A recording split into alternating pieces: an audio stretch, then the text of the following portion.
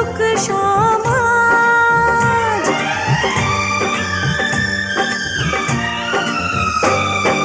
হাত দুটি ধরেছি তোমার, মানব না কোনো বাধা আজ, শুনবো না কারো কথা যে আর, মন্দ বলুক সমাজ।